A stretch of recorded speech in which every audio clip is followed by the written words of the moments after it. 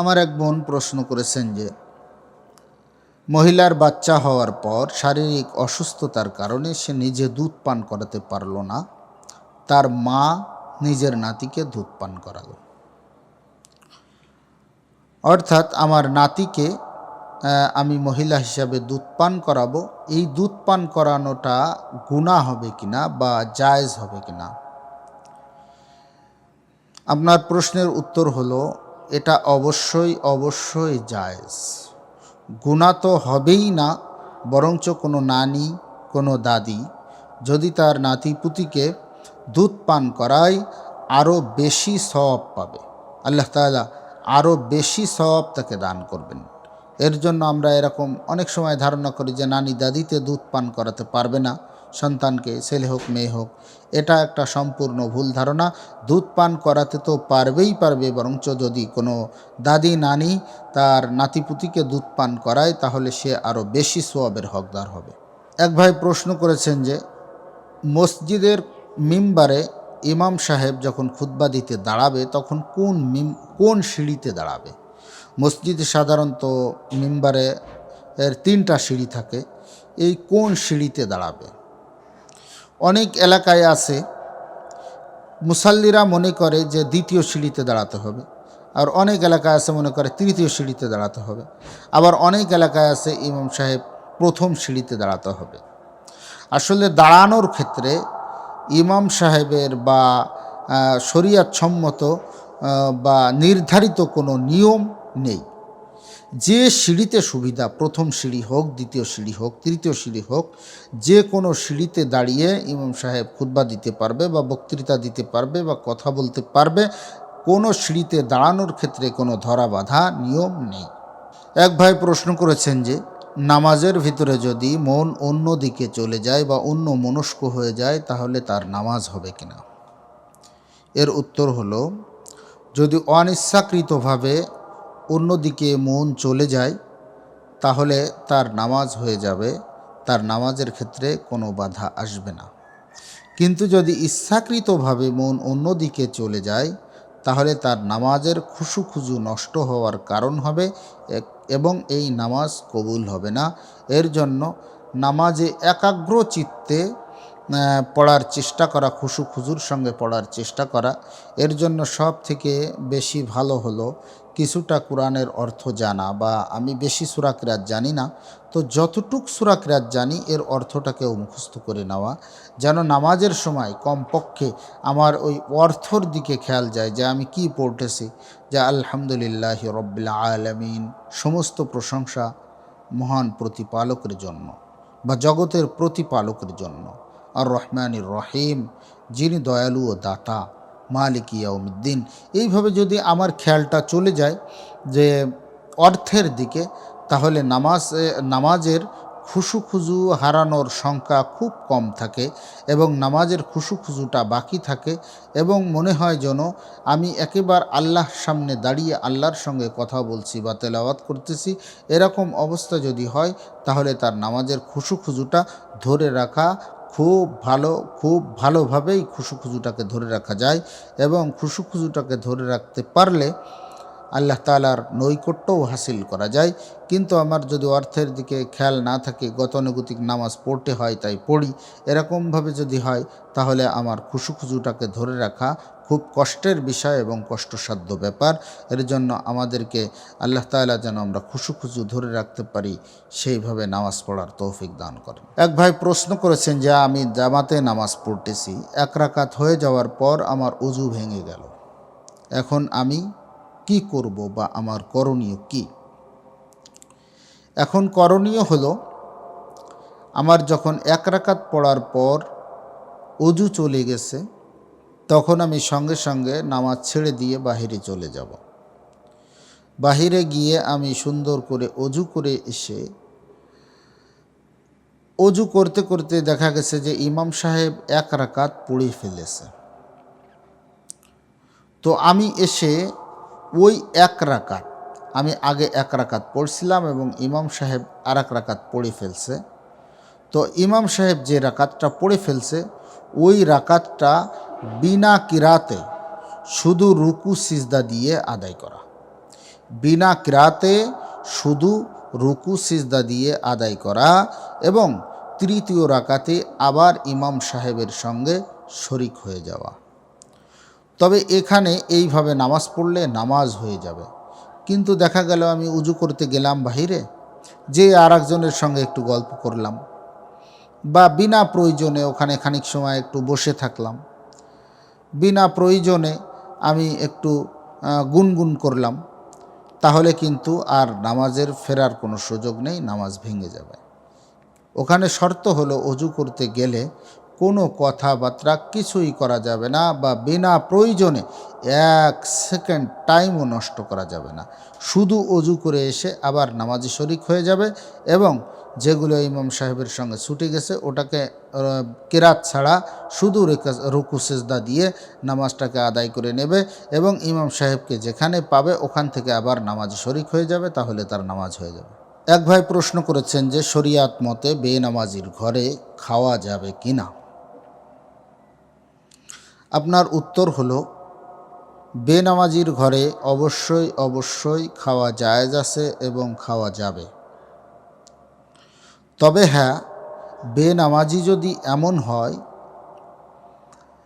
যে সে এসে আবার সেটাকে নিয়ে গর্ব করবে যে ইমাম সাহেব আমার বাড়িতে খায়, আমি কত ভালো মানুষ, দেখো আমি খুব ভালো মানুষ, ইমাম সাহেব আমার বাড়িতে খায়, এরকম গর্ব করবে বা কোনো জিনিসের দলিল দিবে যে হ্যাঁ ইমাম সাহেব আমার বাড়িতে খায়, আমার ভিতরে দিনদারিতা আছে পরিপূর্ণ, তো মানুষ কিন্তু তখন মনে করবে যে নামাজ না পড়লেও মনে হয় দিনদার হওয়া যায়, নামাজ না পড়লেও মনে হয় দিনদার হওয়া যায়, এরকম একটা ধারণা চলে আসবে। তো এরকম বেনামাজি যদি হয় যে আমাকে একদিন খাইয়ে সে এটাকে ভালো হওয়ার, ইমানদার হওয়ার, মুমিন হওয়ার, মুত্তাকি হওয়ার দলিল হিসাবে পেশ করবে মানুষের সামনে বা সমাজের সামনে, তাহলে এরকম বেনামাজির ঘরে না খাওয়া। তবে হ্যাঁ, এমন যদি হয় যে এক তো বেনামাজি কিন্তু তার সমস্ত মাল হারাম মিশ্রিত, তার অধিকাংশ ইনকাম হারাম, তার বাড়িতে এরকম হারামের দ্বারাই খাদ্য বানানো হয়েছে বা খাদ্য পরিবেশন করা হবে বা হারাম মিশ্রিত খাবার দেওয়া হবে, তাহলে ওখান থেকেও খাওয়ার ক্ষেত্রে পরহেজ করা। তবে অনেক ক্ষেত্রে হিকমত অবলম্বন করা, যে অনেক সময় দেখা যায় যে ফিতনা ফাসাদের সৃষ্টি হবে আমি যদি না খাই, তাহলে ফিতনা ফাসাদ থেকে বেঁচে থাকার জন্য ওরকম খানাও সেটা অনিচ্ছা সত্ত্বে খাওয়া যেতে পারে, ফিতনা ফাসাদ থেকেও বেঁচে থাকা, ফিতনা ফাসাদ যাতে না হয় এদিকেও খেয়াল করা।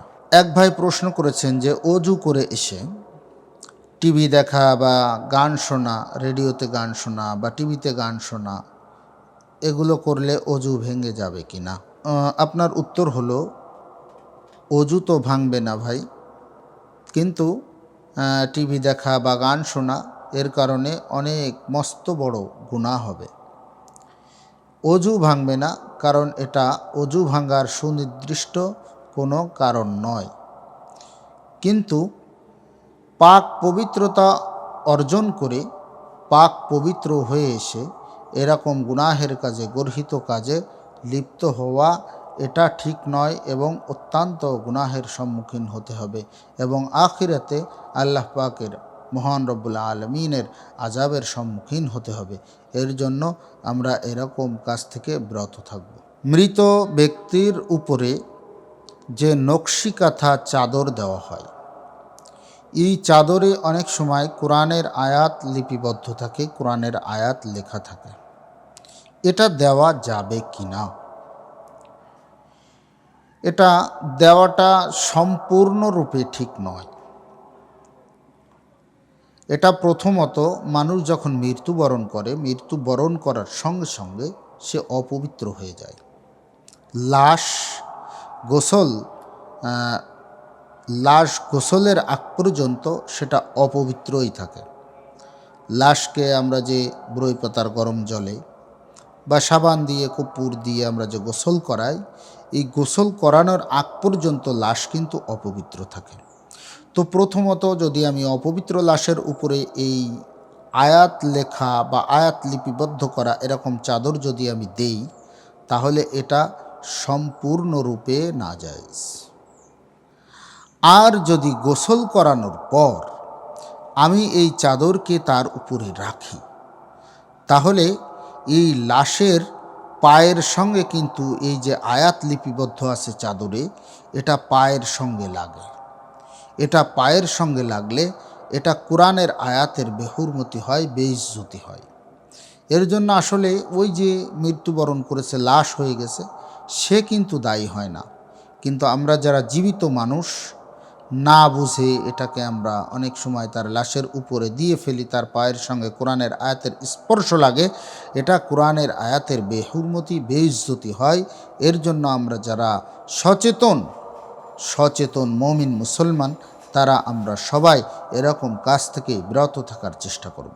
এক ভাই প্রশ্ন করেছেন যে সূরা হাশরের যে শেষ 3 আয়াত আমরা ফজরের পরে বা মাগরিবের পরে তেলাওয়াত করি, হাদিসে পাকের ভিতরে নবী করিম সাল্লাল্লাহু আলাইহি ওয়াসাল্লাম এই শেষ 3 আয়াতের অনেক গুরুত্ব ও তাৎপর্যের কথা বর্ণনা করেছেন এবং অনেক ফজিলতের কথা বর্ণনা করেছেন।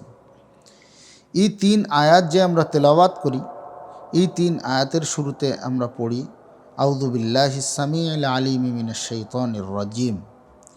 এই যে আমরা নির্ধারিত একটা নিয়মে আউযুবিল্লাহ পাঠ করি বা আউযুবিল্লাহ পড়ি, এখানে এরপর 3 বার পড়ার পরেও আবার বিসমিল্লাহ পড়া লাগবে কি লাগবে না, এটা সম্পর্কে হলো আপনার প্রশ্ন।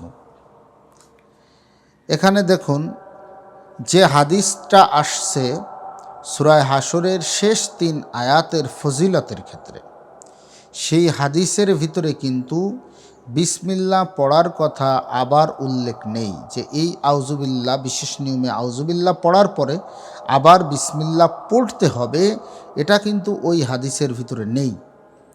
কিন্তু যদি আবার কেউ পড়ে বিসমিল্লাহির রহমানির রহিম, তাহলে যে তেলাওয়াতের ক্ষেত্রে কোনো ক্ষতি হবে তা কিন্তু নয়।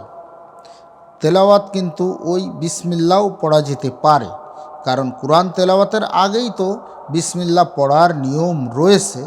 তো যদিও ওই হাদিসে বিসমিল্লাহ আবার নতুন করে পড়ার কথা নাই, তো সেহেতু যদি কেউ পড়ে, তাহলে এটা কিন্তু আবার কেউ জোর জবরদস্তি করে বিদআত বলতে পারবে না বা নাজায়েজ বলতে পারবে না। কারণ বিসমিল্লাহির রহমানির রহিম এটাও কিন্তু কোরআনের একটি আয়াত, এটাও কিন্তু কোরআনের একটি আয়াত। তো সেখানে অনেক এলাকায় দেখা যায় এটা নিয়ে বাক বিতণ্ডতা হয় যে বিসমিল্লাহ পড়া যাবে কি যাবে না, এ নিয়ে বিশাল ঠেলাঠেলি হয়। ওখানে বিসমিল্লাহ না পড়লেও কোনো অসুবিধা নেই হাদিসের ভাষ্য অনুযায়ী, আবার যদি কেউ পড়ে তাহলেও কোনো অসুবিধা নেই।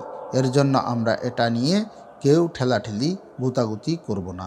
আল্লাহ তাআলা আমাদের সবাইকে এই ইসলাম নিয়ে ঠেলাঠেলি গুতাগুতির থেকে হেফাজত করেন।